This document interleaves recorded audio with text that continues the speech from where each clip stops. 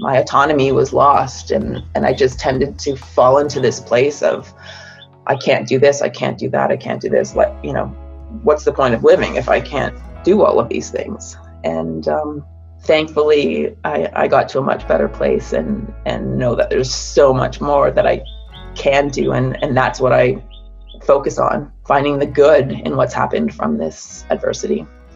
Hi everyone, thanks a lot for joining us again at Stokely for episode number 11. Today I get to speak with a really incredible friend of mine and a very beautiful person called Jill Wheatley. But before we get into the podcast, I'd like to invite you to join me in paying respects to the people and other beings everywhere who keep the law of the land.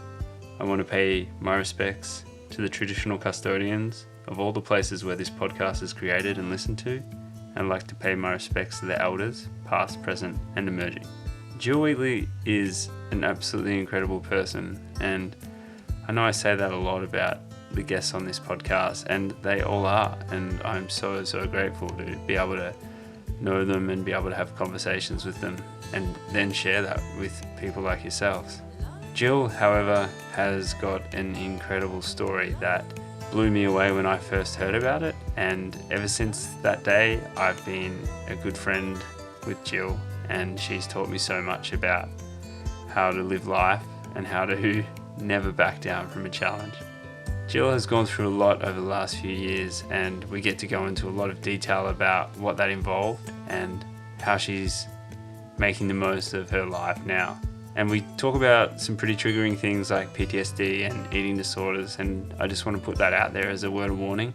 So, like many of these podcasts, I really do encourage you to sit back, take some time, and give it your attention, because Jill's story is powerful and everyone can take something from it.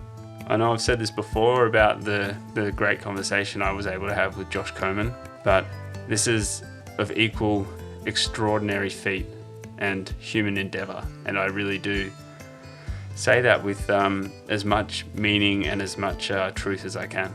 Jill's currently in Kathmandu in Nepal, and I just want to put a big shout out there to Jill and say hope you're doing okay with the current situation and the lockdown that you're facing. I know it's pretty hectic over there, and things are really starting to ramp up, so big shout out to you, mate, and I hope you're keeping well. Thanks a lot for everyone out there taking the time to listen to this podcast. I hope it encourages a conversation in your life, and I hope that you can share this podcast as well with someone that you know, because I really do believe that Jill's story can spread far and wide and be a very, very positive thing in the world that we live in today. So I really hope you enjoy. Namaste. Hey. Hey, how are you? I'm good. How are you? Good, mate. Good. What are you up to? 6 o'clock in the morning. Been up for a couple hours, just chilling. Sun's coming up. New day. Oh, good. Lockdown. You know, the toughest thing I thought about lining up this conversation with you was like, damn, Jill's going to be up at like 4 a.m. I'm going to have to like really be on my timing here. And she's either going to be up at 4 and out the door at 6. And that's like my little window of opportunity there. And I thought this is going to be tough, but we've made it happen. Yeah, the out the door thing is a little bit difficult right now, considering we're on 100% lockdown. Yeah, so you're in Kathmandu, hey? Yeah. I can go, because you've seen my yard. Like, I've been doing a little just workout in the yard. Considering I can't go anywhere, I can do it any time of day. So I haven't jumped outside quite yet. What else have you been doing to keep yourself occupied? Well, so the lockdown is like into week 3, but thankfully I got up into the mountains like a couple days before it actually happened. So more than the first week, I was skiing up from Annapurna Base Camp. So 4,500 meters, no people, and pristine conditions, the most beautiful peaks in the world. And me and 2 local friends were ski touring. So it was really difficult to fathom, like, when the authorities extended, like this lockdown is happening in the Himalayas. Like these peaks are closed. You know, we're up there in the cleanest of air and solitude, and just trying to we negotiate a little bit, but then it got to the point where we had to come down. So pushed the limits a little bit. And so now this is actually 1 week today that I've been back in Kathmandu. So it's been okay, like coming back, you know, after being away for an extended period of time, come back, unpack the backpack, organize gear, do a little washing. Mm-hmm. But the reality's setting in now. So do some writing. Because you guys made a bit of a decision, a cut decision that if you didn't get out of there when you did, there may not have been a chance to do that travel between the Annapurna region and Kathmandu for kind of like an undefined period of time. Yeah, exactly. So it was last Friday when the authorities said, like, the lockdown is in fact a lockdown. Like, wherever you are, you're not going anywhere now. So we were in Pokhara and found this out, like, and within minutes we're on a bus to get back to Kathmandu, because although we were safe and in a great place, you know, just weren't sure about resources, getting safe drinking water, and actually gas, like to cook anything, became questionable. And like you mentioned, it was for an undefined period of time, however long the lockdown may last. So my two friends, being local, have family to stay with here. They have their own rooms. And for me too, I mean, it did make sense to come back to this place that I have rented. It's just a bit surreal, you know. I'm used to spending lots of time on my own. However, I'm used to the outlet of running. You know, that's my comfort, and something I've always had the freedom to do. Not always. There was a couple years there where I wasn't running, but to have that freedom suddenly no longer theirs. Yeah, difficult to comprehend, but certainly not alone. You know, this is everybody across the globe can connect in some way. Yeah, there's that great little song, and it's like, we're all in this together. You know, I've butchered it, but you know what I'm getting at. Yeah. I mean, if that's one thing, you know, connecting humans on a way that maybe otherwise wouldn't have happened, or at this time, you know. Yeah, absolutely. Hopefully more conversations. Yes, that's what we're here to do. It's I'm not too worried about you. I know you've become experienced in the art of equanimity and impermanence, the notion of impermanence. So you know, there's some people around the world that I tend to have a little bit more concern about during a time like this, but I have to say that you're not really one of them. Although I have a different thought about you in these times, you know, like it's, but it's not one of worry. It's one of more just like, I wonder what Jill's up to. I'm sure she's probably just chilling in a bubble of equanimity and understanding. I'm working on it. Yeah, the equanimity has been tested, but I'm thankful to have life experience that have taught me, you know, about impermanence, and this will pass and we'll get through it. And, you know, we know future, past, there's no point in spending time there, just trying to stay present all the time. Yeah. Tune into the breath. That's it. Yes. It's a powerful thing. So, hey, Jill, there's a number of people actually that when I ask about, hey, you know, do you recommend anyone to get on the podcast, or who should I chat to? And it's amazing that your name has come up a few times. I mean, it's not amazing. It's actually like I had it down on the list, but it was really cool to have people who some people have only just met you, and some people have known you for a little bit longer. Without me prompting it or suggesting your name, and said, "Oh, it would be great to get Jill on the podcast." And like I said, I've had a bit of a list down, and you were on there already, and it's so it's great to catch up with you and record it. And I say record it because, at the end of the day, to put it out there in another step of vulnerability and kind of, exposing a story that I feel could help a lot of people, and also having the opportunity to speak to you about it in such a, I guess a formal way, but, there's nothing formal about this.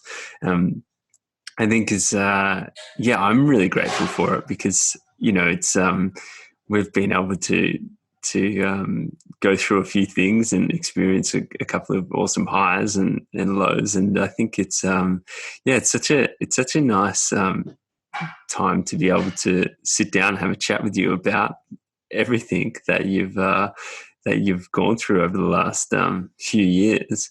And I was wondering and hoping that you're okay to share that with everyone. I'm totally happy to share. I just feel like I'm having a conversation with a friend that I'm happy for anyone to hear, complete authenticity, like we're running on a trail in Kathmandu, or we're at the most pristine peaks running around Manaslu, sitting in a tea house, which is actually where we first met. And I was thinking this morning about, as I was making my tea, about how we started chatting, and that time in Manaslu just opening up, like your polite curiosity really sparked something in me, and got me thinking more about the conversation and how conversations can impact others. And by sharing, how a few words or a look can really make such an impact and change someone's day. And from that, infinite possibilities. So I'm happy to share, and hopefully people can connect to our conversation like I've connected to your other guests, friends. I don't even want to say guests, because your conversations are like listening in on friends chatting. Yeah, and that's it. I think it's there's a lot to be said about how important a conversation can be, and I think that it's really rad that, like you said, we got to I got to meet you in Nepal on the Manaslu trail race that a friend Richard puts on, and it was just this, like, we were there with I think about 54 other people, and it was just an incredible, I think it was 9 days in total, where we do basically like a big loop around the mountain of Manaslu in a stage race. And it was really tough, physically it was incredibly tough as you climb through the valley. And then we ended up going over Laki Pass and having to get up to some serious altitude. And I think for me, it was one of those things that I was very much trying to perform as an athlete. And there was that 2 or 3 hours a day there where it was all about going as hard as you can physically, and then, a little bit of preparation time in the morning and a bit of relax time afterwards. And then, but in between the 24 hours a day, there's still a lot of time there to be able to connect with the people that are there on the stage race and on the journey as well. And lucky enough for myself and a lot of other people on that race, on that trail, that time, you were there. And I think it's been so rad because I got to meet you then, and to see what you've done over those last couple of years has been really incredible. It's like unbelievably inspiring and unbelievably encouraging to see that you really just took on the life that you wanted to see yourself live. And despite all the hardship and whatnot that that you've gone through over those last couple of years, you still just like put a smile on your face and had a huge sense of gratitude for it. And you know, it's been rad. So thanks for being a trooper and just getting after it. It's so cool. It is so cool to think back and listening to you say that. There was certainly reciprocal inspiration, you know, you being at one end of the spectrum in terms of experience and pace. And for me, just I found the movement around Manaslu, like both body and mind, just led to a movement of perspective, really, and just a movement of my gratitude and acceptance, like what is really important. And, you know, no, I'm not going to be the fastest one, but is that what was really important at the time? Or is that really what's important? Definitely not. You know, I was healthy enough to be there, and the literally pinching myself, like, is this real? You know, less than a year before, I had still been in hospital, and it was like 11 months out of hospital, and there I was in some of the most beautiful landscapes in the world with the most amazing people who were so encouraging, and just the energy from the people, like, made it so much more than a race. You know, it was, like you said, yeah, the trails were tough, and for, you know, for the elites and for the back of the pack, it was tough for everybody.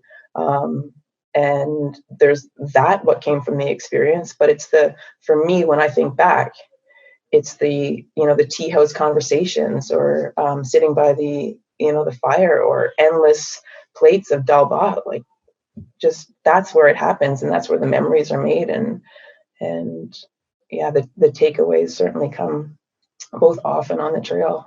Yeah. So, amazing experience. Yeah, it absolutely was. We'll definitely get back to chatting some more about that time. Let's go back and let's get back to that time when you were living a completely different life as a school teacher. And I know you've documented it incredibly well with your writing on your blog, which is just an absolute a book in the making, basically, and a book in the waiting. So highly encourage people to check that out. And I was, you know, funny enough, I was actually chatting to Lucy Bartholomew the other day, and we were your name came up because she was one of the people that said, hey, you should definitely do a podcast with Jill. And I was like, yeah, I know, it's definitely on the cards. And she's like, man, she is an incredible writer. And I'm like, tell me about it. I know, hey. And she's like, we started chatting about it, and I'm like, yeah, you know, like, Jill writes me a message, and it's a text message, and it takes me about 10 minutes to figure out, like, the words she's used, and I don't even know the meanings of those words. And, like, I write back, and half the time I have to use emojis just to try and create some sort of connection between what I'm thinking and what I'm trying to say. But, like, you've got an incredible talent in writing, and I just want to say that, like, it's all there on your blog, and I think it's definitely worth some time to look at. But you know, you've been through a lot over the last few years, and can you take us back to, well, recount that journey for us, if you may? Sure. I'm just actually kind of laughing to myself as I think about being a sport teacher and the writing that I did before my accident. I actually never really wrote at all. I spent more time just playing and being outside, and writing has just actually been sort of part of my recovery. Tell me if I go back too far or too much detail, but basically starting in Germany, I was living in Bavaria, so inspired by the Alps from my place where I was living on a farm. And previously I had traveled around a bit. Had worked in a little bit in Switzerland, Russia, and Singapore. But I found myself in Germany and working phys ed and health and sports science teacher. Really enjoyed what I did. I enjoyed being able to, live without the need for a vehicle at all, other than my wheels. I could ride to work, I could run to work, play in the mountains, and all was good.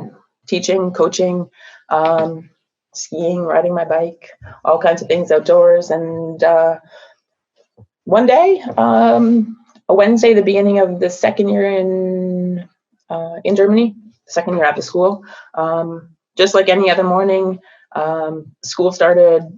We had an assembly where all the students gathered, a little bit of pep rally, what's happening, get excited. And then we were off to class, 10th grade phys ed class. And weather wasn't so great. Clouds were hovering. It was a little bit gray, but I'm all for just get a good jacket and get outside. So that's what my class did. About 20, 16, 17-year-olds and me. I like to believe I have as much fun as they do in class. So we began with some warm up, getting our heart rates up, and then it was actually the first day that we were moving into skills where kids are learning to connect. So it could be a tennis racket connected with a ball. It could be badminton. In this case, it was first time with a baseball bat. So I would do nothing differently than I did that day. It was complete. I don't even like to use the word accident. Serendipity, maybe. No one did anything wrong. And I was in the same place where a ball came at approximately, doctors would, or it's been sort of predicted, between 80 and 90 kilometers an hour. The distance between, if you know baseball, sort of home plate and third base, I was standing with one small group of students and another was at home plate and accidentally hit. He's actually a gifted cricket player, and he hit the ball and it connected with the right side of my head. I can think back or look back, and it again, I use the word surreal because I often feel that I can actually see this all happening from above. And I remember falling, and then the next days actually are kind of in and out of my memory. I was taken to local hospital, and going back to the impact, and my right eye closed completely, really, like instantly, and swelled actually about probably the same size of the ball that hit me. Anyway, I was assessed, and a couple colleagues were granted permission by the emergency room doctors to bring me back to my place where I live, like I said, on this farm, and in and out of consciousness for about 36 hours. And until a friend came and found me pretty much listless. During that time, there's evidence and a little bit of memory. I had tried to use a bag of frozen berries from my freezer because I didn't have any ice. I just lived in a small place, so just had a tiny little freezer. Used the frozen berries, which didn't stay frozen very long, but just anything to try to ease the pain of my head. Thoughts that there was something really, really wrong. This was not just a black eye, but I couldn't do anything. I didn't question the fact that these were medical doctors. I was just a sport teacher. And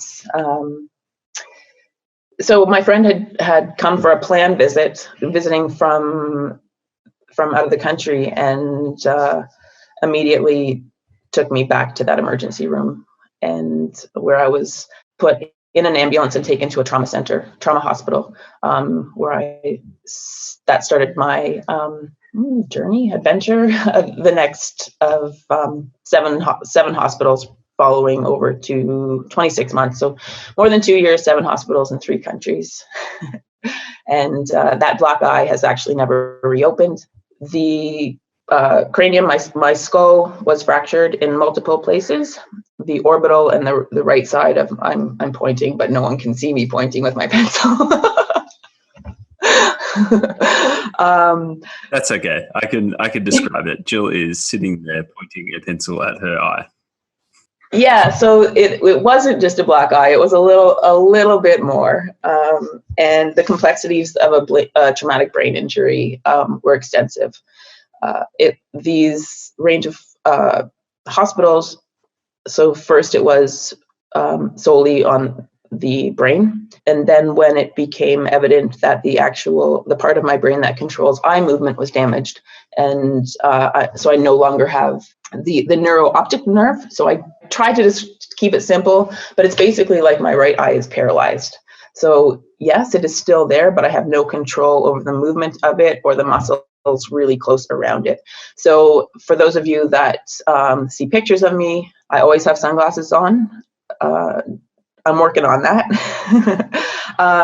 But it does look like I'm permanently winking at you. And then the left eye, I can see clearly. It doesn't focus as fast as normal, and nor does it move up above the horizon or horizontally properly. So I can see you, but the range of movement basically is not what it is intended to be. So total, I have about 30% vision of what would be considered normal. Yeah. So where are we? Germany. Yeah, intensive care, and then so the eye movement, but also my appetite was severely, or the part of the brain that controls appetite, along with the trauma and being violently ill after a head injury. So my relationship with food was no longer. So that led to serious complications with a life-threatening eating disorder. And so some pretty dark times, or very dark times, and not sure if I was going to make it, because the body can't survive without nutrition, and trying to recover from a brain injury, you need fuel. I mean, a normal human body, we all need fuel, but the extra energy to try to recover from a brain injury was not. I wasn't being nourished, and thankfully, for the people that didn't give up on me, doctors and a handful of people who cared beyond words, got me through it, because I believed, especially once it had been confirmed that my vision wouldn't come back, I really did not think that life was worth living. Going from an active, independent athlete who could throw my skis on the roof, throw my bike on the roof in the car, and just head to the mountains. I can't do that anymore. My autonomy was lost, and I just tended to fall into this place of, I can't do this, I can't do that, I can't do this. What's the point of living if I can't do all of these things? And thankfully, I got to a much better place, and know that there's so much more that I can do, and that's what I focus on, finding the good in what's happened from this adversity. So you're in Germany in the hospital there. You're kind of finding out a little bit more and more about what's happened on a physical level with after the accident. And so how do you go from being in a hospital in Germany to then being transferred to different hospitals, and what are the reasons for that? Okay. Yeah, like I said, the focus at first was the brain injury, but then the complications started because of the nutrition and the vision. So rehab had started at a neurotrauma center. So the first neuro hospital. I spent 4 months in intensive care, and then I got to do a little bit of outpatient, where I was taken to the hospital every day. Basically, I got to sleep at my room, and then a taxi would pick me up and bring me to the hospital for days and days and months, while I was on a wait list to go to a neuro rehab hospital. However, and this was in another part of Germany, but at the neuro rehab hospital, once I actually got admitted, I was not healthy enough to actually do the neuro rehab. I was so malnourished and could not essentially function properly. My brain wasn't getting enough nutrition to even start thinking about trying to retrain it, or to do the therapies that were intended to get me on a healthy track. So at the neuro rehab center, I was forced bed rest. I wasn't allowed to go anywhere, do anything. It was pretty dark times. The concern for my weight and my nutrition meant going to a different hospital to be treated for that. However, the necessary treatment was only available in German language, which I'm not fluent in. My hospital German is okay now, but speaking fluently in the benefits of therapy would not have come out of, if I was in a center that only functioned in German, for me to converse and to get the benefits it was not the right place for me to be. However, because of my insurance, they believe that Germany does have good healthcare, and that going anywhere else is too expensive. Which, yes, Germany does have outstanding healthcare, and it is one of the reasons I'm still alive. I was fortunate to be in their hands in the beginning. It came down to the hospital actually directly, like the head of the neuro rehab department directly contacting the insurance company to say, you know what, she's not going to make it if we don't get her the right help. And that means going to a treatment center in English. So there were investigations in the UK, there was, in Canada, in the US. I'm Canadian, however, I haven't lived there in so long. I'm not a resident, which doesn't give me, the benefits when people think, oh, Canada, you must get free healthcare. Well, actually, no, it doesn't apply like that when you're when I had given up my residency. So really complicated. I don't really tick the usual boxes of, just go to a hospital and get the brain injury taken care of, or get the eye taken care of, or get the eating disorder taken care of. There are all of these things that made it such a complex situation, and that added to my darkness, because I felt at that time, I just felt like no one understands, and it got lonely. Like it just felt like I'm on this trail. There is no map. I have no idea. Why do I want to keep living like this? Nobody understood.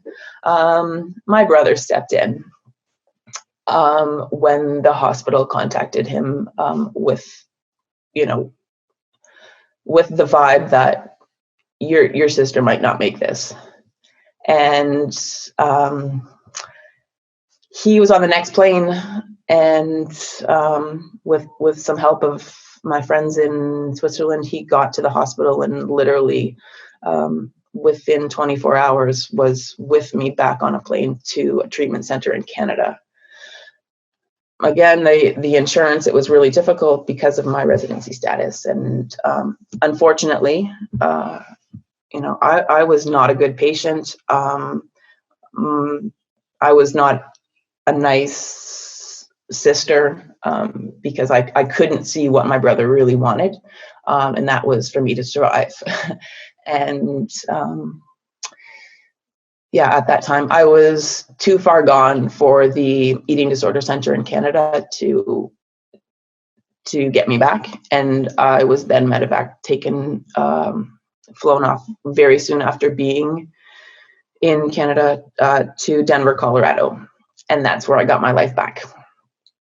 And the next 7 months were spent with a combination of learning to eat again, essentially, after I got weight restored. It would be the medical term to describe how getting me to a safe weight. And then once I got to that safe weight, learning to eat again, and then trying to navigate life independently. So all kinds of, in addition to the eating, but therapies with respect to the trauma, with respect to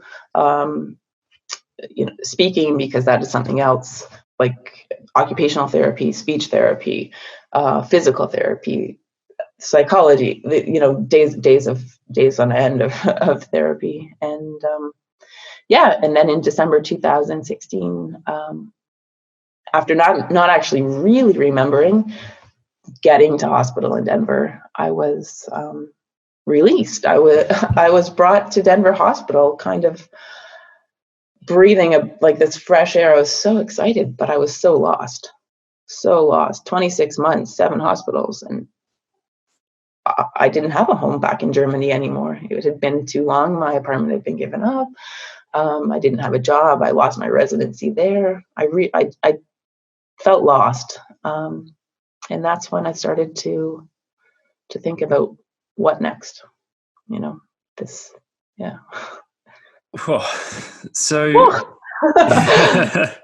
yeah, thanks. And like, I mean, all this reliving is a mission in itself, for sure. And I just want to say, like, obviously, that you can, going through this process of speaking about it again, can unearth things. So you can always reach out to me regardless of this recording. It's just, that's it's not the important thing, but I think just understand that you can reach out to me, obviously, to have a chat about this afterwards. It's not about right now. Obviously this conversation extends far beyond this podcast, but so I am happy to talk about it, and so, though sometimes it sounds like I might have a frog in my throat and I might drift a little bit, but I do. It is beneficial to talk about, and I'm happy to talk more about it or answer people's questions. Awesome, mate. Yeah, and I think a lot of people appreciate that about you, and a lot of people, I think, as we'll probably hopefully speak about a bit later on, have probably reached out and voiced that appreciation in a number of ways. I know the story, and to hear it again, it still brings up so much, like, just, I guess, amazement for the story, and trying to piece it all together in a way to try and understand what you must have gone through is near on impossible. What I always come back to is like the eating habit was that born out of your resistance to wanting to eat, or was that just a direct result of the brain injury and you really not having the appetite and wanting to eat, like, or not even having a sensation to eat? Like, where was that born from? Actually, it's a sort of a combination of the 3 things that you just mentioned. So the actual trauma, the area of the brain that is responsible for appetite, was affected. So just like the area of my brain that affects the eye movement was affected, that's more tangible. You can see that. You look at me and something's not quite right with her, or she's winking at me for a long time. But you can't, it's not tangible to see the area of the brain, that affects appetite. And that was damaged. And that was so difficult for me to comprehend and to connect with the doctors, to connect with my support people, my tribe. When somebody says you just have to eat, well, that's the worst thing that you could say. It's just like telling me, open your eye. Well, if I could, I would. I can't put that food in my mouth. Like, there is nothing that will get me to eat what stew you're putting in front of me, or that, whatever it was. They could have made me the most, what would seem to many people appetizing or appealing food. Not a chance. Like, there was no way I was going to eat that. In addition to that, the PTSD, and, the 48 hours or so of being, and without going into too much detail, with, being violently ill and in my own vomit, thinking about the foods prior to the accident. So think, if you're, we go in, maybe it's seasons in Australia, or, certain times of the year where you go in phases where you're eating a lot of mangoes or you're eating a lot of sweet potatoes. You go on these kicks. Anything associated with that time was repulsive. And it took all of that training and time and relearning to eat again to bring those foods back. There's a term called exposure therapy. Like, okay, you can see the banana. Today we're going to, peel the banana. And literally going in phases, like to get myself to eat again and to build a relationship with food. It is ongoing. I certainly wouldn't be here without my treatment team in Denver, and the appeal for food that I once had is just simply not there. I know what I need to do now, and that's why I do it. I want to be running in mountains. I want to be traveling, and I want to, be able to have normal conversations without my brain being so depleted. But I can't get up these peaks and on these trails and just truly live without feeding myself properly. And so, it can still be work. And the craving, there's that word craving, that many people tend to get, it's just not there. I eat because I know I need to eat, but it's not something I find passion in or really get excited about. Yeah. I think that for me, that brings up a really interesting thought of issues that we can see, like physical injuries, and then issues that we can't see, but still have an incredible effect on a person, even though we can't see visible injuries. Yeah.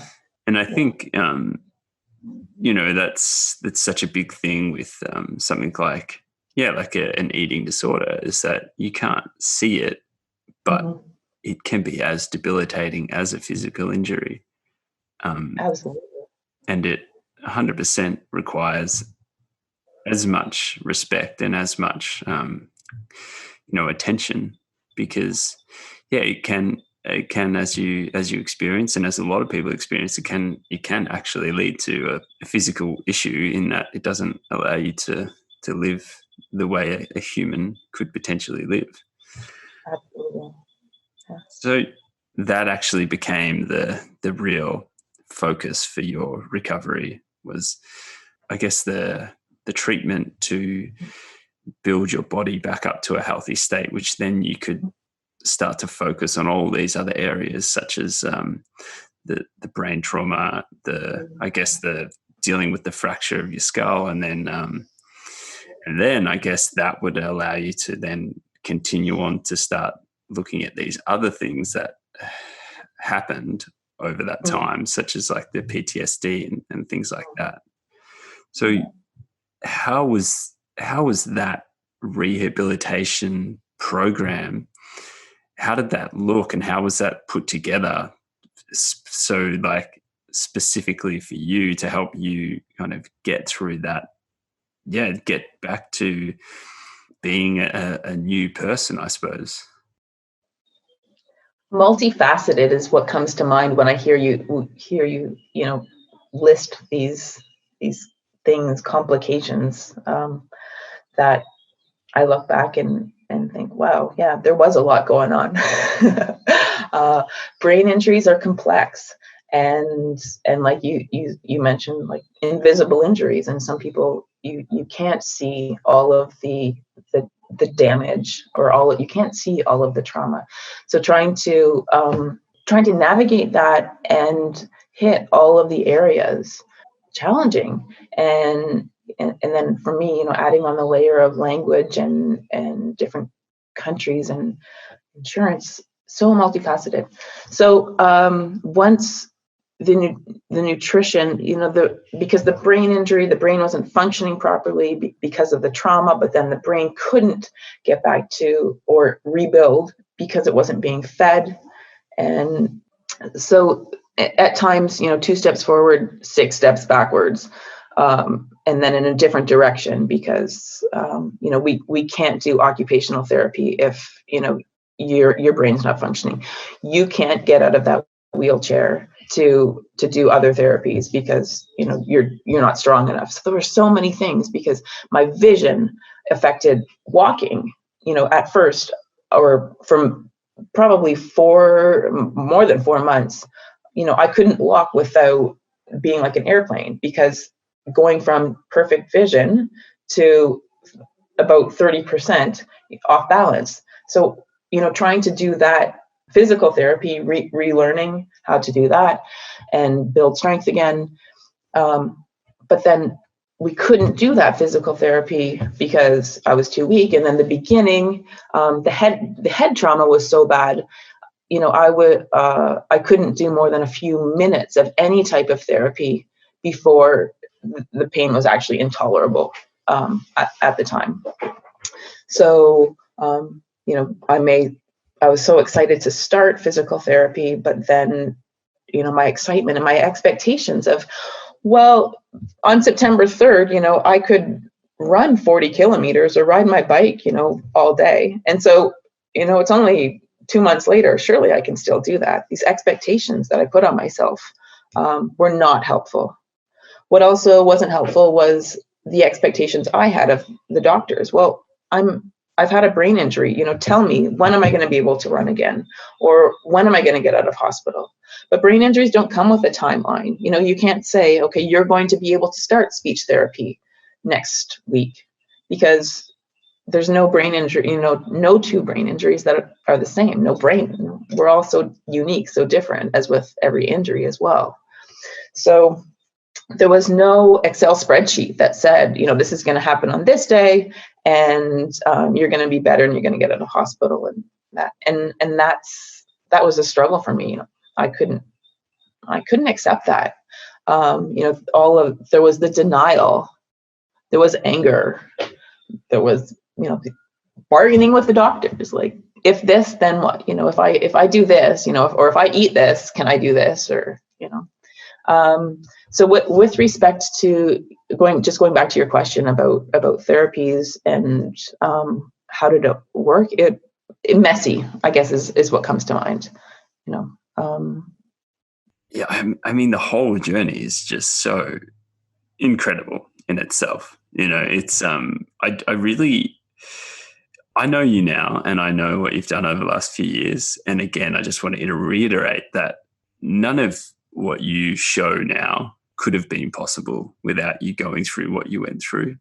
And I think that with viewing all of that in such, like, in any kind of negative light, almost does your journey a disservice, because the positivity that you bring now is just so it completely overtakes anything that you've gone through, in a sense that I'm grateful that you went through what you went through, because it's made you the person you are now. And I think that's what I want to focus on in many ways. It's just continue to live through you in the person that you are now, and not always go back and look at those negative moments in any kind of way that prevents living now and going forward.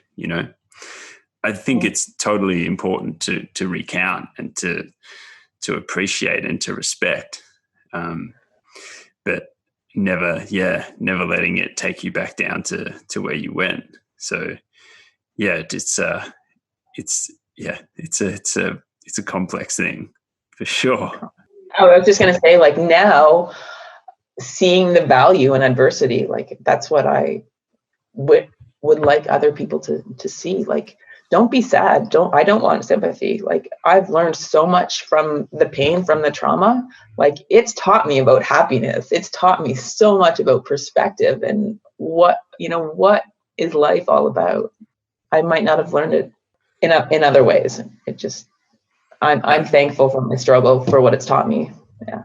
Yeah, the obstacles away. Absolutely. It's looking at I do want to progress the story. Sure. In in a way, I also just wanted to touch on something really important, which is your partner in crime, Rocky. Oh. So can you tell me the story of how you met Rocky and what that, because I think, you know, that was a pivotal thing that really helped in, you know, just progressing you as in your health and your journey. And tell us a little bit about Rocky. Sure. Well, so this takes me back to Denver, really, where in eating disorder treatment, where again I was definitely in denial. I was, you know, there was nothing about me that had an eating disorder. It was this brain injury, and I just had no appetite. It took me a long time, and only because of people like I mentioned, my team who had patience, who never gave up on me, that got me to a place of acceptance where, you know what, yes, there is more to this, and all of these therapies, and there was a place where or an expectation, I guess. We had to talk about our eating disorder, and group therapy was just a nightmare for me because I felt I didn't connect with these people. I didn't have an eating disorder. I was different. This wasn't something, you know, that was lifelong, and it wasn't about vanity. It was about this brain injury. Anyway, I needed to give my eating disorder a name, and I thought, this is bullshit. Like, sorry, but come on, like, let. So I'm not sure exactly the moment, but something after I started actually traveling and running, that one day on a trail, it had something to do, a combination of my vision and falls on the trail and these freaking rocks on the trail that I can't see. I'm laughing about it now, which is a really healthy thing. But it's Rocky. So it didn't happen in eating disorder treatment. It happened after. It happened since then, that this struggle that comes with me no matter where I go, no matter if I'm at 5,000 meters or, you know, I'm sitting in an airport or I'm by myself or I'm with others, Rocky is with me. He won't let me go. And so that's how I made this connection. Okay, this is what I'm calling my eating disorder, Rocky.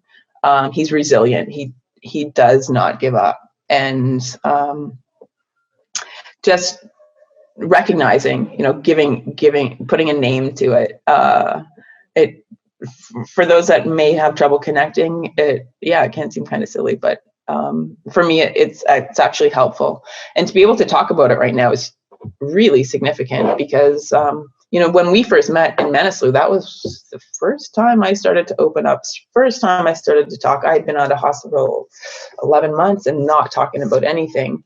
But now that I'm here, and I'm by no means making any light of eating disorders whatsoever, because life-threatening and not something to be taken lightly, but that I hope that by talking about it, I can, you know, and putting a name to it, even it's real, and others can connect to authenticity. I find talking authentically, people can connect to that, and being vulnerable, people connect to that, conversations, people connect to that. And so if I talk about Rocky, you know, being a bastard, or, you know, right now, lockdown, Rocky he's with me, man. Like, no, I don't have my outlet to go running or to, you know, to be out, to have that freedom. And he's like, what? You're sitting around, you know, you really don't need to eat because you're not exercising, you're not doing anything, and there's not many food options. So I'll just take over, and, you know, no worries. But thankful for my training and knowing better, my therapies, and learning, you know, no, Jill, actually, you're stronger than this. You know, that black or that bad wolf on this, you know, shoulder, shouting those things. No. He's got nothing. We're going to the white shoulder, you know, the positivity, you know, you're going to do this. You're going to get through this. Just go to the fridge, you know, get the blender going or whatever you need to do. Just put some nutrition in your body. Like, Rocky, fuck off. Yes, Jill. I think Dylan's going to listen to this, and we're just going to say he's going to love it when that you just brought up the bad wolf, because like, you know, feed the good wolf, Jill. Feed Oh the yeah. good wolf. Literally and figuratively, right? Gotta feed. Yeah. Feed the good wolf, man. Absolutely. Absolutely. Yeah. Yeah, we need you. We need you. Right. We need you in this world to be on your best game, and you've got to feed the good wolf to do that, Jill. So please, however you can do it. Just keep feeding that good wolf. Thanks for. I think I just thought that was a really important thing to bring up, because whether people talk about it or not, I think that is a very evident thing in this day and age, and I think that the more people can understand it, I think understanding it can be a big thing. The more it can create some thoughts about it that could possibly lead to positive change, and more learning about it and more education on those kind of topics. And it's just it's the first time I ever heard about the process of naming it, and I think that it was an idea that I never knew about. So I was like, oh wow, I wonder what's behind that. What's the psychology behind naming it, and how does that help you down the line?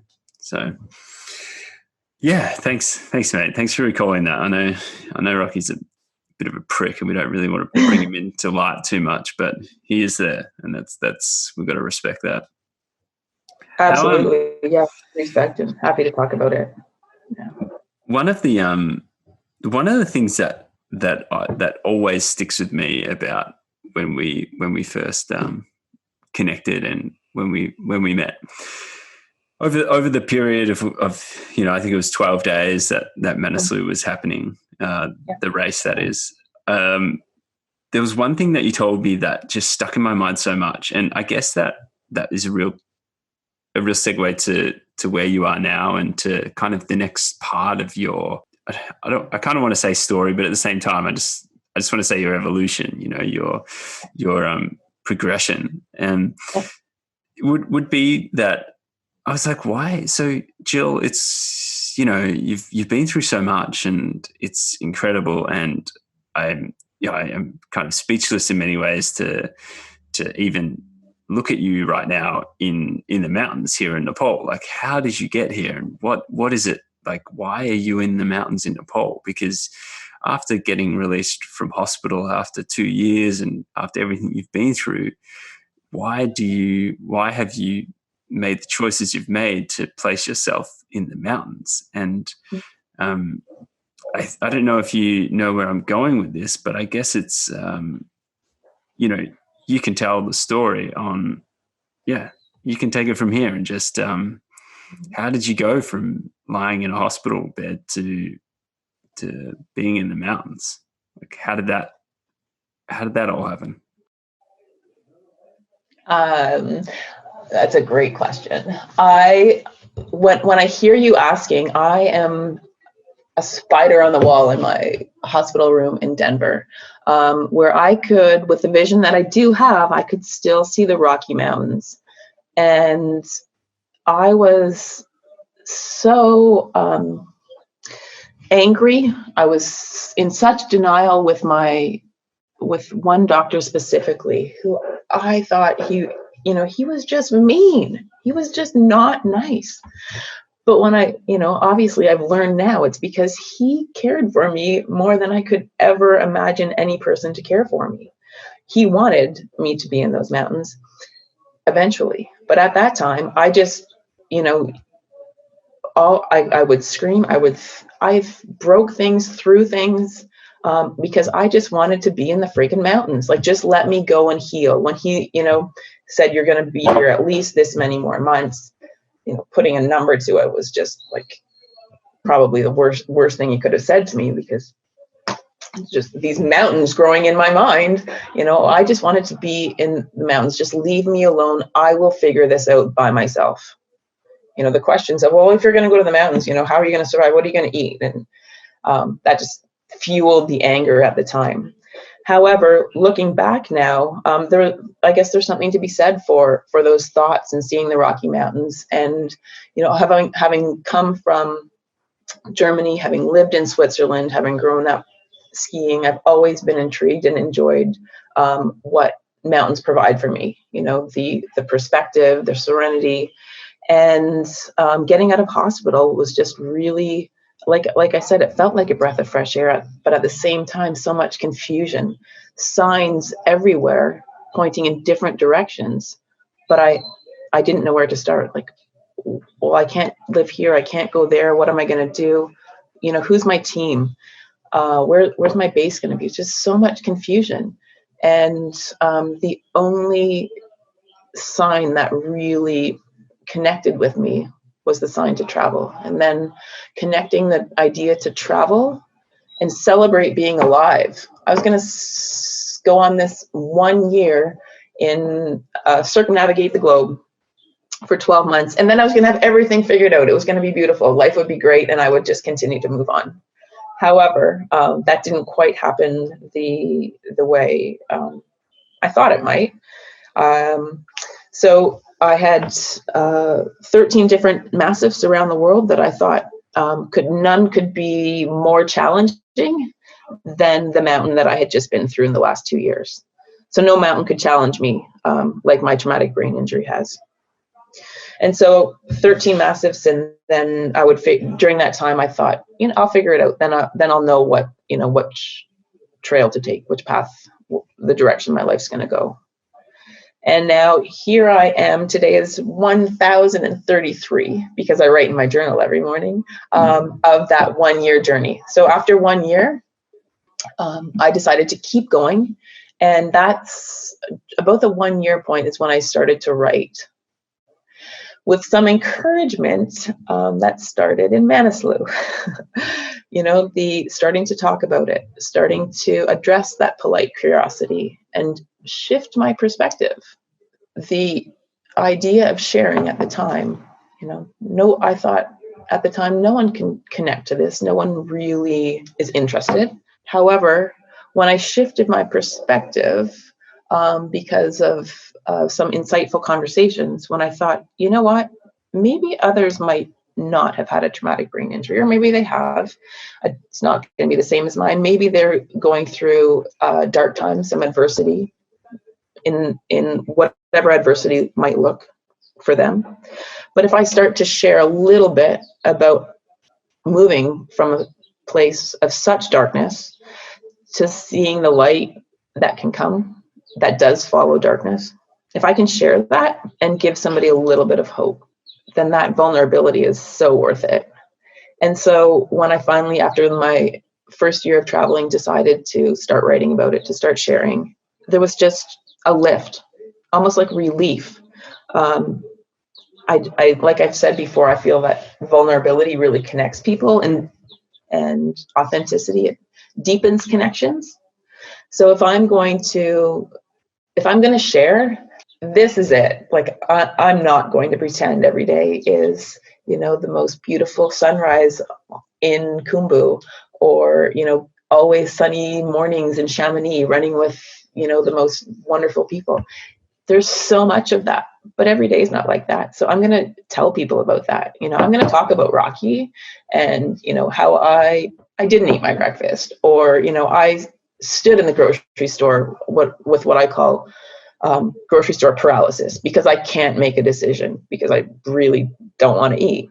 I'm going to talk about this. I'm going to, as it is, because that's what's going to connect me to listeners, to people reading. That's what I want, the reality. Like in your conversation, in your podcast with Gabriel, you guys were talking about radical honesty. Like, yeah, that's living and being completely honest.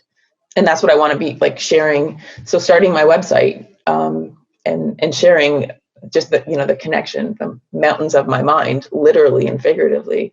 So after that first year, I decided to keep traveling, but to leave it as what I like to say as blueprints. So not specific plans. Like that first year was 13 massifs. I was going to be in New Zealand on this day. I was going to be in Chile on this day, Peru on this day, but leave it open. And that openness has been freeing and made, connections that I've made along the way. So I'm not tied to any plan, because life doesn't always go as planned. I've certainly learned that, and like to talk about, we haven't talked too much about mindfulness, but being mindful and in the moment, not worrying about the future, or certainly not living in the past, but being here right now. And yeah, so my travels have continued, but after the first year of doing so much in and out of the backpack, it's been a little bit more settled. And the last, almost year and a half now has been mostly between Central Europe and here in Nepal. So the decision to travel was to sort out the mountains of my mind in 1 year. And however, I feel that we only know what we know at the time, and I thought that's what I knew. But that my perspective has changed, and here I am embracing every moment 2.5 years later. Right on, man. There was a lot there in terms of the detail that I just want to touch on. Sure. You can't just step out of a hospital room. You without you were physically, again, I don't want to say lost, but you function differently physically with your sight, your ability to coordinate and things like that. But you couldn't drive. You lost a lot of, again, I don't want to say the word lost. You had to adapt, because there were certain things that by law or whatever it was, you weren't, in inverted commas, allowed to do. Yep. I'm struggling to find these words. I know you'd be able to cut them out, but what were the things that you had to deal with?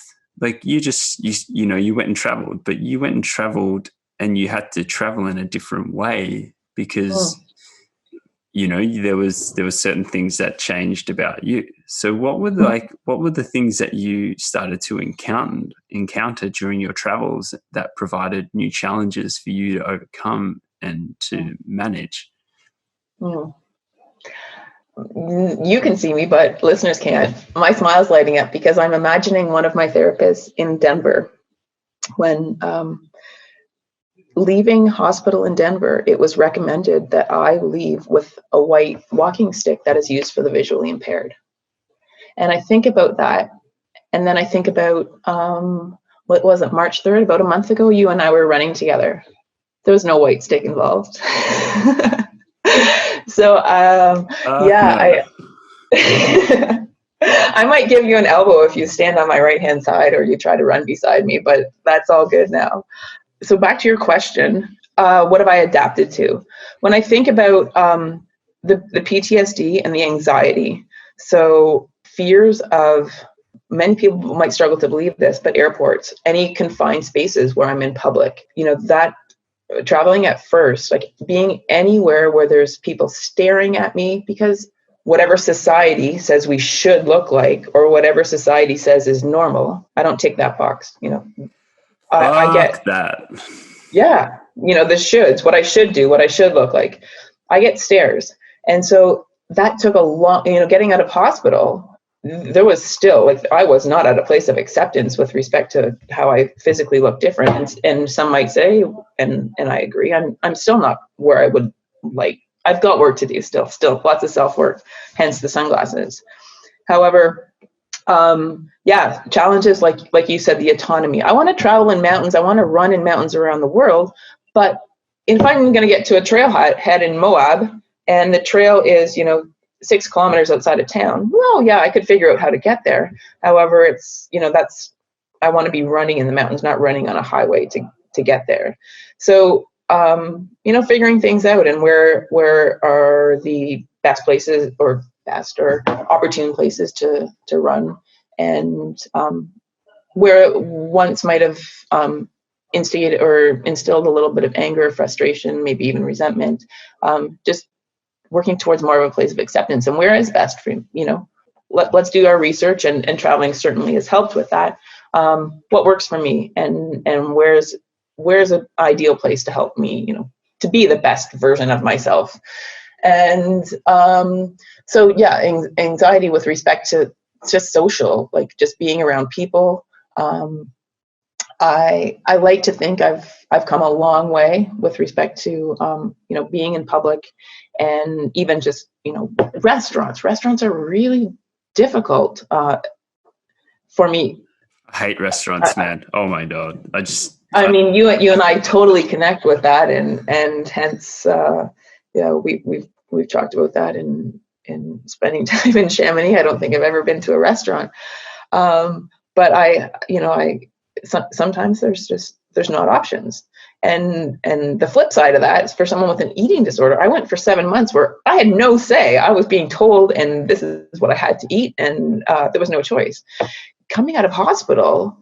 And there was training in this, but that was tough. Like suddenly I need to go and buy groceries for myself, and I need to feed myself, but it's so easy. Like relapse is real. Like there is no denying how easy it can be to fall into habits or again, what society tells us we should be doing or what we should be eating. That is a nightmare, and it's cruel the way we can fall into traps or to those shoulds. So coming out of hospital, the challenges very much with respect to the eating, with respect to social, with respect to just anxiety in general, and in internalizing. Like, well, if one person, is staring at me, or one person is sitting on my right-hand side and I can't see them, like that fuel that can get. And it's me allowing that to build up. If somebody's sitting beside me on my right and I can't see them, and they're, tapping their pen or they're chewing loudly, and it's really annoying me. Well, wait a second, Jill, like that's not their problem. This is your problem. Do something about it. You need to think about what is the problem here. Is it I'm struggling with acceptance today, or I'm having a hard time with my perspective? Do I need to shift a little bit? Let's turn things around. There certainly has been a lot of learning, and when I think about it, growth with respect to many things, specifically most the social.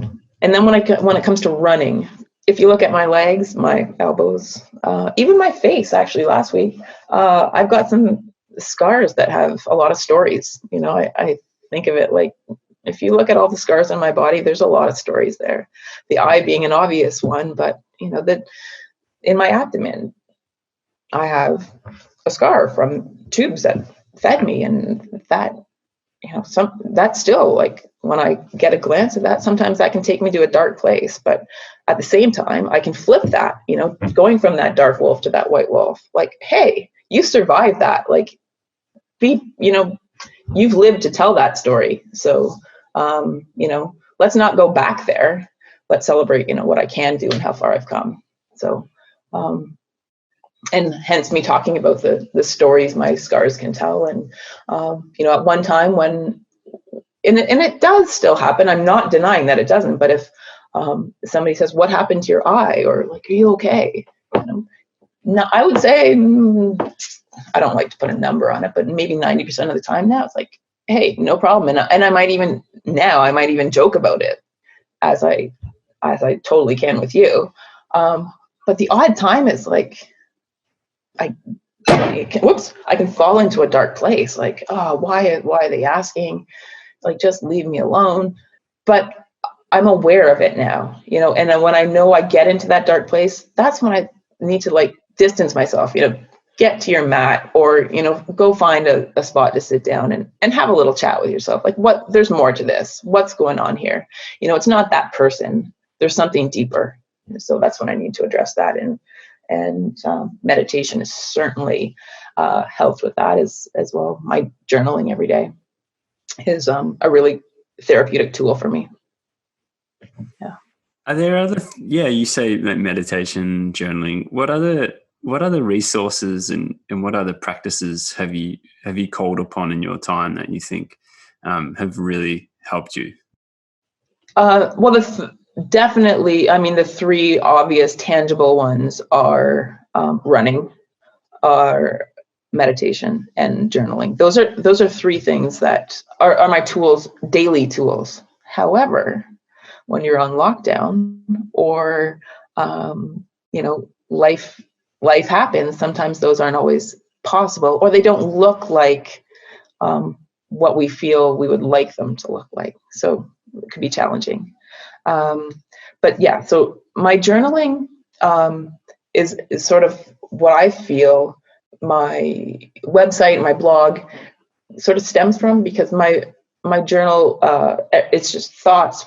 What am I thankful for? Where am I at today? What am I doing? Where's my mind at?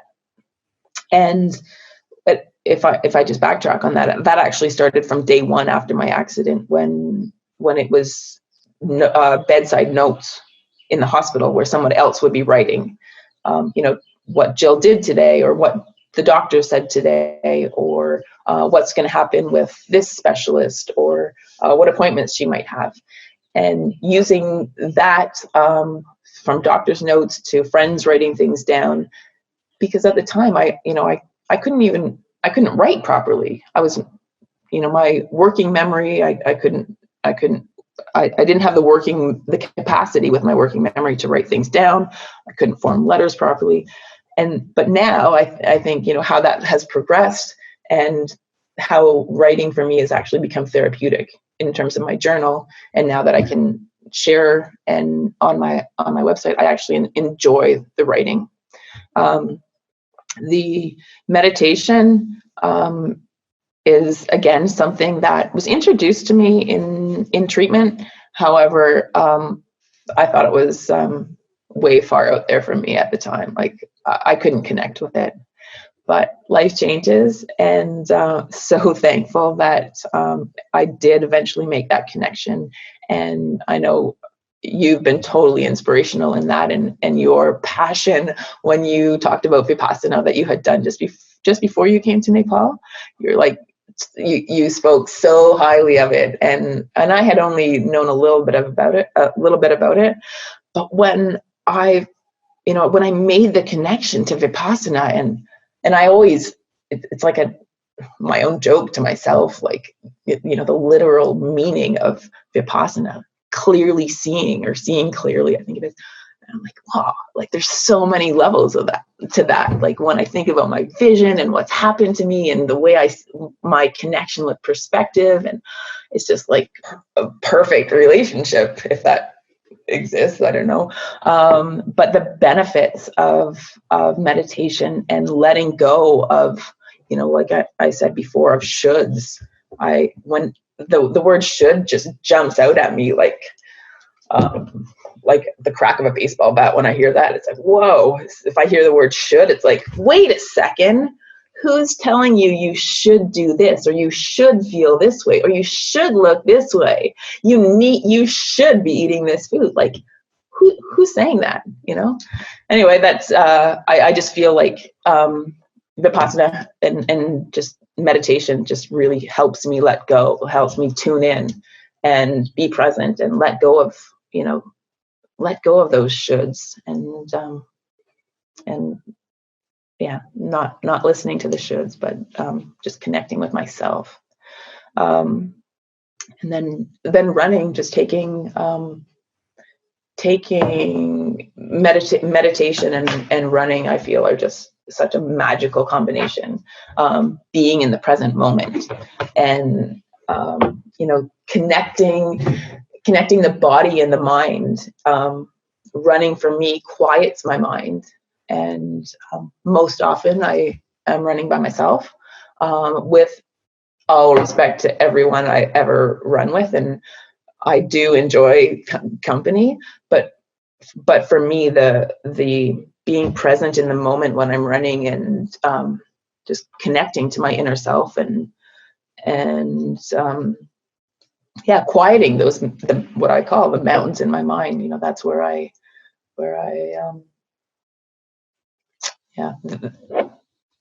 connect with myself.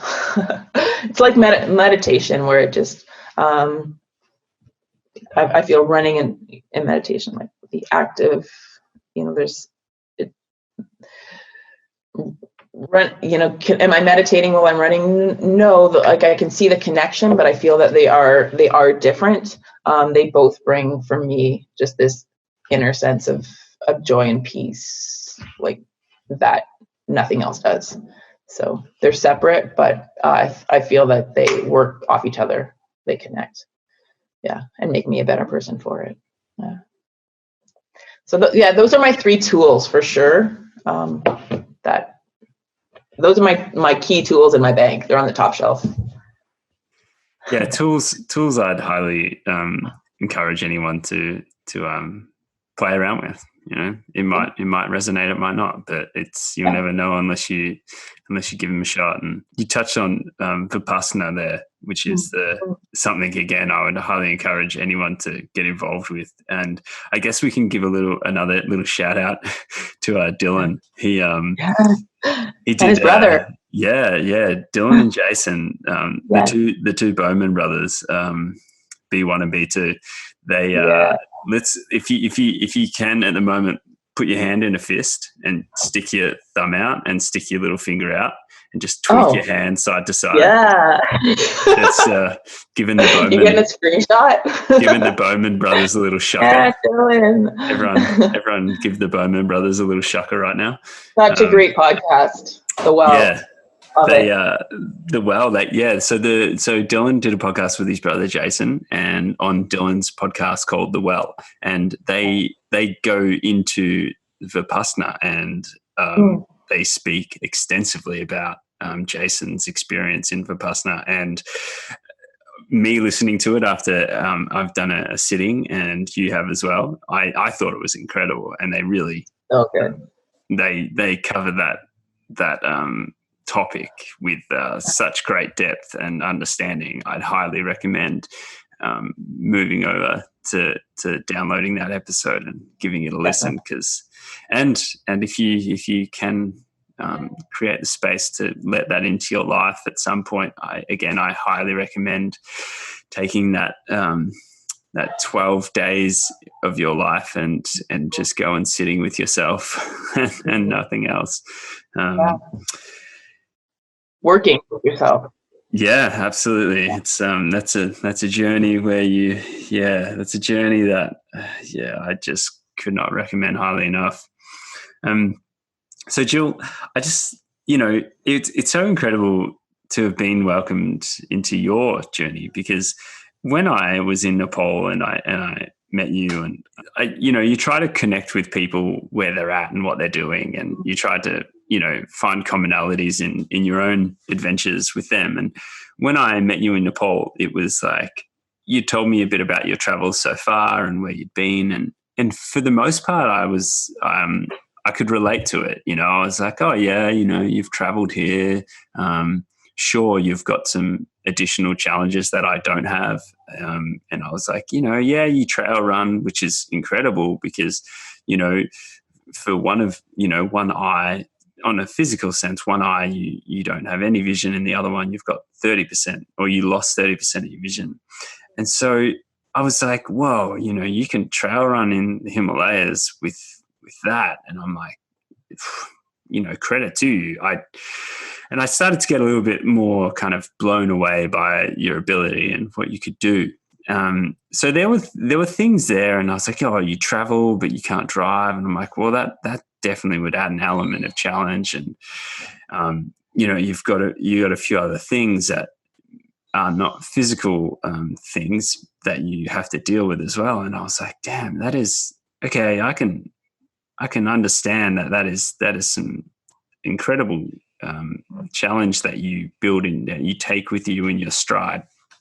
And then, so I was like, yeah, okay, I get it a little bit. It's we both do the same thing, and that's challenging, and credit to you. And then we hadn't seen each other for ages. We caught up in Chamonix, and then you started to spend a lot more time in Nepal, and then you started to do things that I couldn't connect with. And you'd send me photos of you ice climbing, you're like on a vertical ice wall with ice axes and crampons strapped to a rope.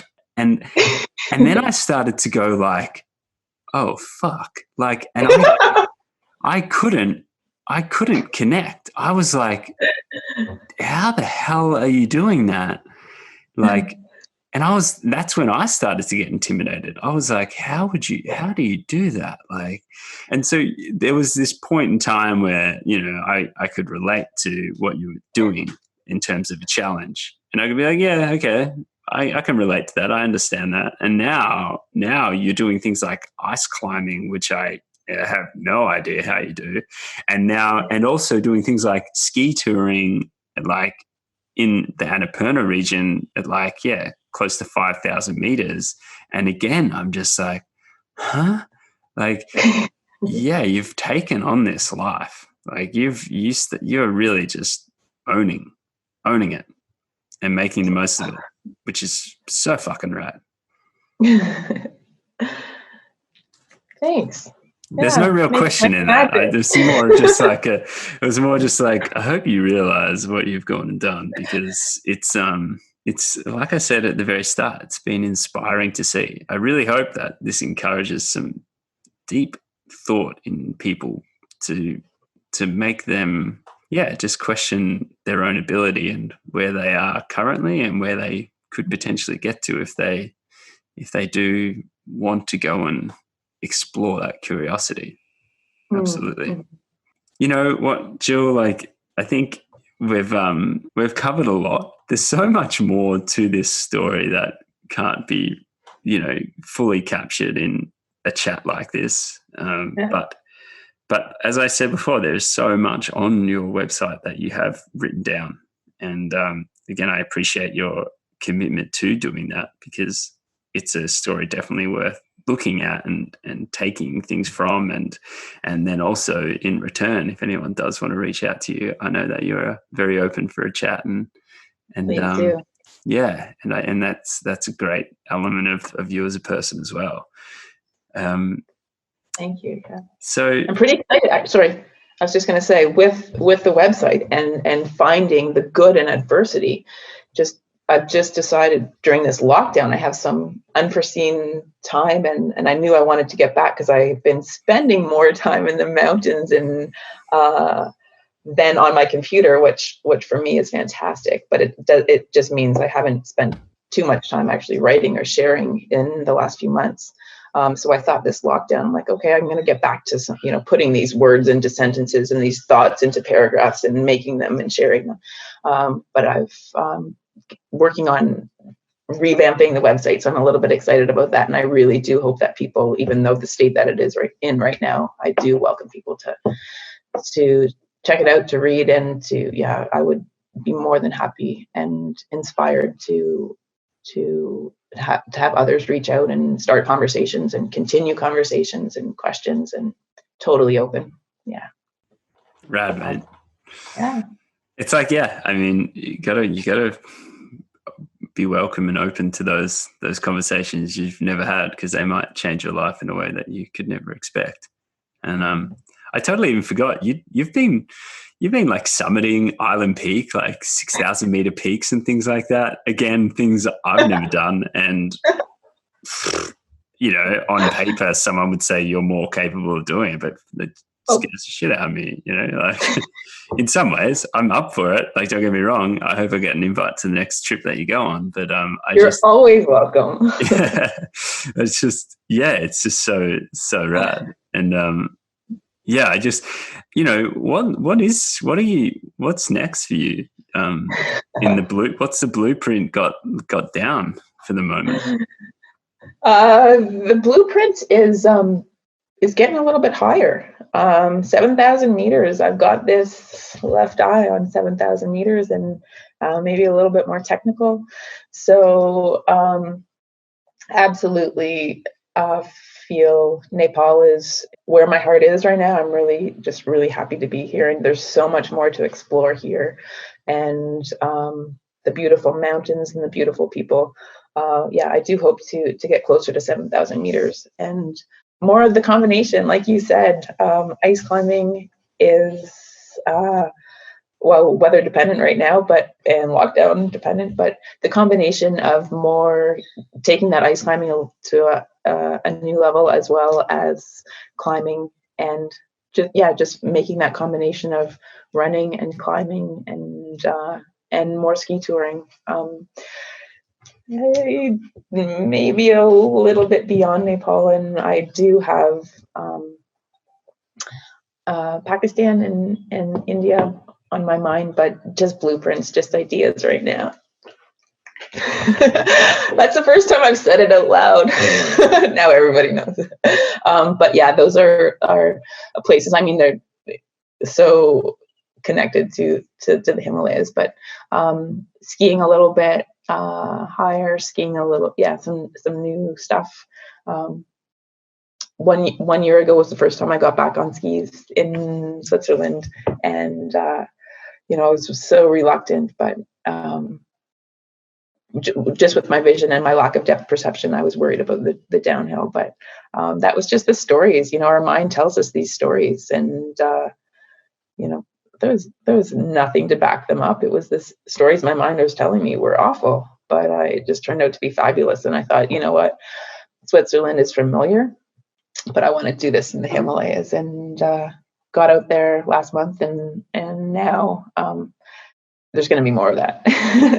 More skiing, and ice climbing was just an incredible experience. That again, that word surreal, like, holy man, how did this happen? But I really enjoyed it, and it's a great high, and then I highly recommend it. So the blueprint involves more than originally thought. This was just going to be all about running, but there's definitely more to it than now. And with learning about myself and learning what the body can do, and just continue to be a rock star, mate. That's also on your list. I tell you that much. Hey, thanks so much for taking the time and giving your energy to the conversation. And I know that, again, like I said before, you speak about the past, and that can move things around. So obviously, you can just sing out to me at any time to chat about that. But thanks so much, Jill. Thank you. It's so great sharing morning tea with you. Just a couple oceans and a few peaks apart, but it's just like chatting with a friend as we are. And a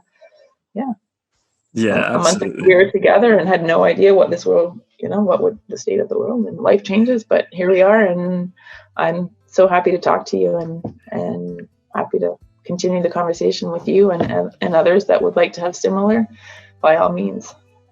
Yeah, rad, mate. Yeah, fist bump into the screen. Fist bump, yeah. Oh no, we're not even supposed to do that right now. We're supposed to do elbows or something. Oh yeah. I think we've got our distance. Yeah. I think that was hundreds of thousands of kilometers of keeping us pretty safe. But really, thank you so much, and I do hope this conversation, instills more conversations in other people, and the tough topics and the topics of everything that we talked about, just for others. Keep talking. Yeah. You said it, 100%. That's what it's all about. Well, thanks so much again, mate, and we'll chat again soon. Okay. Thanks, man. Well, there we have it, everyone. That is Jill Wheatley. And as I said before, you can have a look at her whole story again, and so many other things she's written about during her time traveling, and all the experiences she's come up against. That's all on her website at Mountains of My Mind. And I really encourage you to go there just to read a couple of passages and sit back in your chair, blown away by the absolutely incredible writing that Jill can produce. And I think that is a huge feather in her cap. So again, just a shout out to Jill to say thank you so much, mate. I really appreciate you as a friend, and you really are a beautiful person. Thanks so much for being you and continuing to forge forward in this world and making it such a positive place for so many other people. So thank you. I hope you are doing okay in Kathmandu, and I hope everyone else out there is doing great as well, because these times are pretty tough at the moment, and we're all working through it in our different ways. So make sure that you stay connected. I know social distancing is a must, but really there's another way of looking at it, and that's physical distancing is a must. Social distancing is not what you need to be doing. We need to keep those connections. We need to continue to be social in some aspect, and you can do that remotely, picking up a phone. You can do it by messaging a friend. So really want to encourage that. Staying connected is a really important thing during this time. So yeah, thanks a lot for listening. I really hope you enjoyed this conversation. I really hope you get to check out some more about Jill. And yeah, just thanks a lot. And if you can share this with a friend, we would really appreciate it, or let us know how you feel about the podcast. And I hope it just sparks some conversation in your life, because that's what it's all about, maintaining the art of conversation. Thanks a lot again. Have a great week. Namaste.